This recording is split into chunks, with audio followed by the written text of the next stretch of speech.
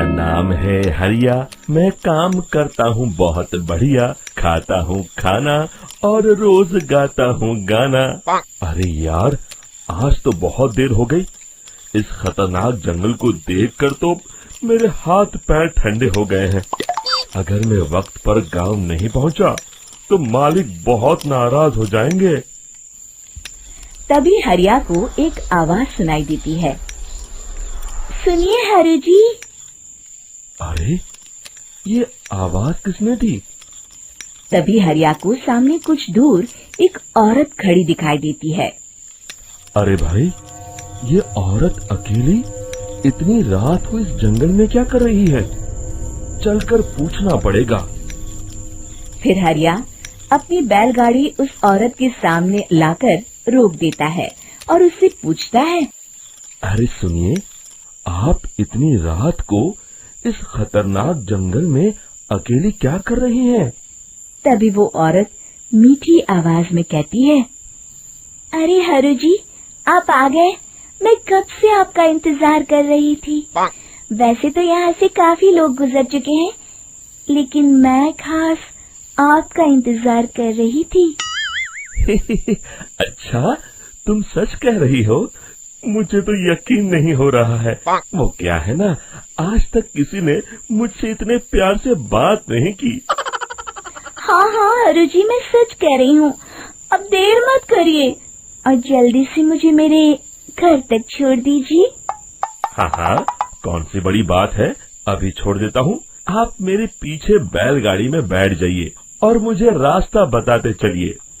फिर वो औरत हरिया की बैलगाड़ी में बैठ जाती है और हरिया बैलगाड़ी हाँकता हुआ आगे चल पड़ता है।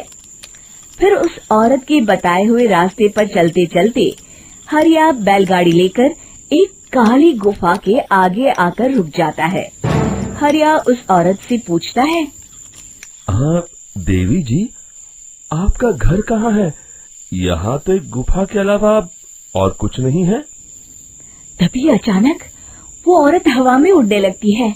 देखते ही देखते उसका सुंदर रूप एक डरावनी चुड़ैल में बदल जाता है और वो जोर जोर से हंसती है।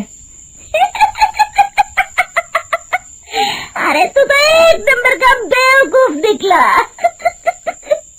तू तो बड़ी आसानी से मेरी बातों में आ गया। अरे मर गया रे, ये तो एक चुड़ैल है। हे भगवान बचा ले, ये तो बड़ी डरावनी दिखाई दे रही है।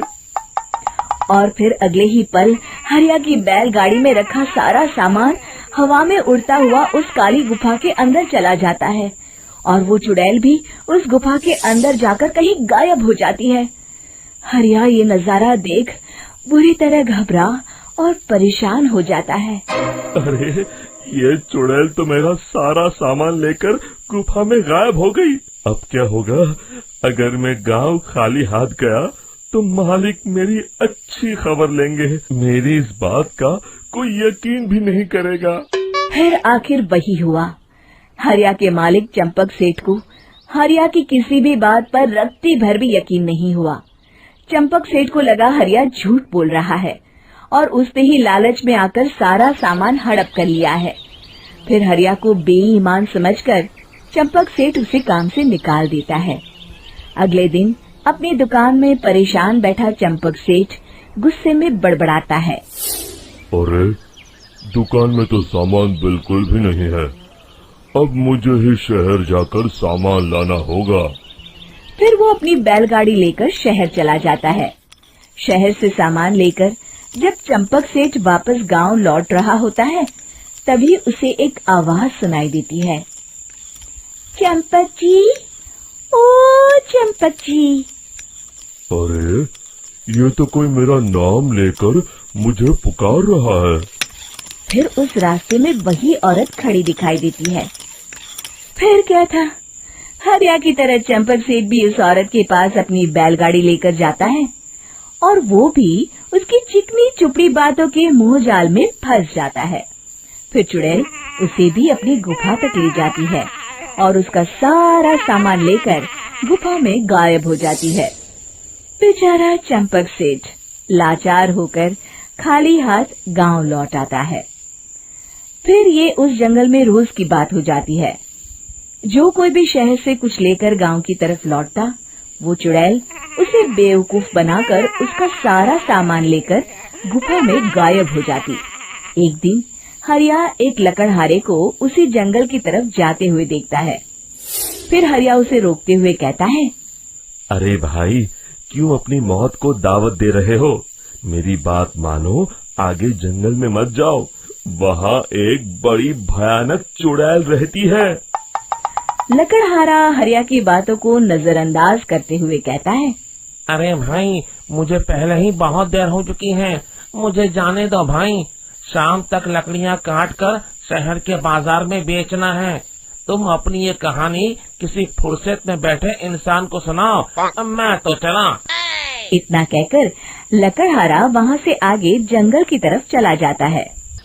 फिर अगले दिन गांव के मुखिया के घर के बाहर बहुत सारे लोग जमा हो जाते हैं। तभी हाथ में कुल्हाड़ी लिए खड़ा लकड़हारा कहता है, अरे मुखिया जी, अब आप ही हमें बचाइए उस जंगल वाली चुड़ैल से। हमारा सारा काम तो शहर से ही होता है। अरे मुखिया जी, उस चुड़ैल की वजह से तो मैं पूरी तरह बर्बाद हो गया हूँ। हम सबको मिलकर उस चुड़ैल का कोई इलाज करना पड़ेगा। तभी भीड़ में खड़ा वीरा कहता है, आप लोग चिंता मत करिए, कल से वो चुड़ैल किसी को नहीं लूट पाएगी। मेरे पास एक बहुत अच्छी तरकीब है। तभी चंपक सेठ उसका मजाक उड़ाते हुए कहता है, अरे तेरा नाम वीरा है तो क्या हुआ? तूने अभी उस चुड़ैल को देखा नहीं है? जाकर अपना काम कर, बड़ा आया। तब मुखिया जी कहते हैं, नहीं नहीं चंपक सेठ, मुझे लगता है हमें इस लड़के को एक मौका देना चाहिए। फिर सभी गांव वाले मुखिया जी की बातों से सहमत हो जाते हैं और वीरा शाम को एक बैलगाड़ी में कुछ सामान लादकर उस जंगल की ओर चल देता है। वीरा, ओ वीरा, कहाँ जा रहा है? तभी वीरा मुड़ के देखता है, वही चुड़ैल एक औरत के रूप में खड़ी है। अरे बहन जी, मैं आपको ही ढूंढ रहा था। देखिए, मैं आपके लिए क्या लाया हूँ। अरे वाह, तो खुद मेरे लिए इतना सामान लाया है। तू ही अकेला गांव में समझदार है। जरा देखो, मैं भी खोल के, बड़े भूख लगी है। जैसे ही चुड़ैल उस सामान पर से कपड़ा हटाती है, एक भगवान शिव की तेज रोशनी उसके अंदर मूर्ति से निकलती है और चुड़ैल अपने असली रूप में आकर जलने लगती है। अरे मैं जल रही हूँ, बचाओ! बचाओ! ओम नमः शिवाय, मर गई मैं! देखते ही देखते वो चुड़ैल राख के साथ उड़ जाती है और सभी गांव वाले भी वहां आ जाते हैं। शिक्षा, बुराई पे सदा अच्छाई की ही जीत होती है। गपोड़ी बहू। उमा जी की बहू पिंकी को गप्पे मारने की बहुत आदत थी। वो जब भी किसी के बारे में बातें करती तो बड़े बड़े गप्पे फेंका करती। आसपास के सब लोगों को पता था कि पिंकी बहुत बड़ी गपोड़ी बाज है। लोग उसकी बात पर विश्वास नहीं किया करते थे, लेकिन हाँ, उसकी बातें सुन सुनकर हंसते बहुत थे। अरे बहू, पड़ोस वाली शर्मा जी है ना, उनकी बेटी का जन्मदिन है, तुम भी चली जाना। ठीक है मम्मी जी, ये तो बता दो गिफ्ट में लेकर क्या जाना है? अरे लेकर क्या जाना है, 250 का लिफाफा दे देना, बस काफी है।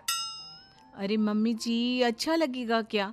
पड़ोसी हैं हमारे, हमें कुछ बड़ा लेकर जाना चाहिए। अरे बहू, इतना काफी है। जानती हैं आप, मेरे मायके में जब पड़ोस में किसी की बर्थडे होती थी ना, तो मम्मी कुछ ना कुछ गोल्ड का ही देकर भेजती थी।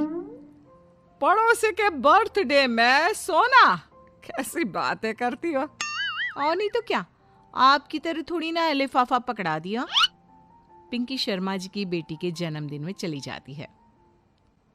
अरे आज तो बड़ी सुंदर लग रही हो साड़ी में। जी मैं तो लहंगा पहनकर आने वाली थी, मम्मी जी नहीं मानी। अरे बेटा, बर्थडे पार्टी में तो साड़ी चल जाती है, मेरा मतलब कोई शादी थोड़ी ना है। कैसी बात कर रही हैं आप आंटी जी? मेरे मायके में तो छोटे छोटे फंक्शन भी हम लोग लहंगा बनवाते थे बुटीक से, डिजाइन करवा कर। चाहे पड़ोस में किसी का जन्मदिन हो, मेरी मम्मी हमेशा बुटीक से नया लहंगा डिजाइन करवाती थी। मैंने तो ऐसा कहीं नहीं देखा। ये तो तुमने आज बड़े कमाल की बात बताई। अरे जाने दीजिए, कोई बात नहीं। और बताइए, आपकी बेटी नजर नहीं आ रही? अरे भाभी, मैं यहाँ हूँ। ये देखिए मेरा ड्रेस कैसा लग रहा है? ठीक ही है, मतलब बर्थडे के हिसाब से थोड़ा हल्का है ना। अरे भाभी, इतना सुंदर गाउन पहना है मैंने। मैं ना शादी से पहले अपने बर्थडे पर हमेशा जरी वाला लहंगा पहना करती थी। यही मैं तुम्हारी मम्मी को भी बता रही थी।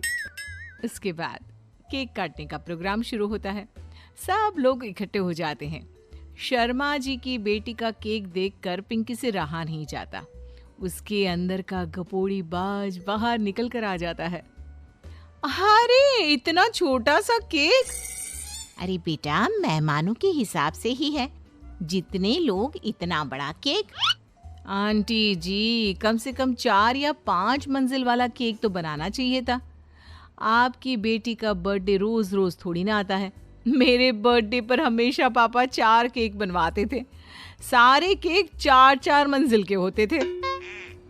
वहां पर सारे लोग उमा जी के मोहल्ले के ही थे और वो पिंकी के गप्पे मारने की आदत से अच्छी तरह वाकिफ थे, इसलिए सब लोग उसकी बात सुनकर हंसने लगे, लेकिन किसी ने पिंकी से कुछ नहीं कहा।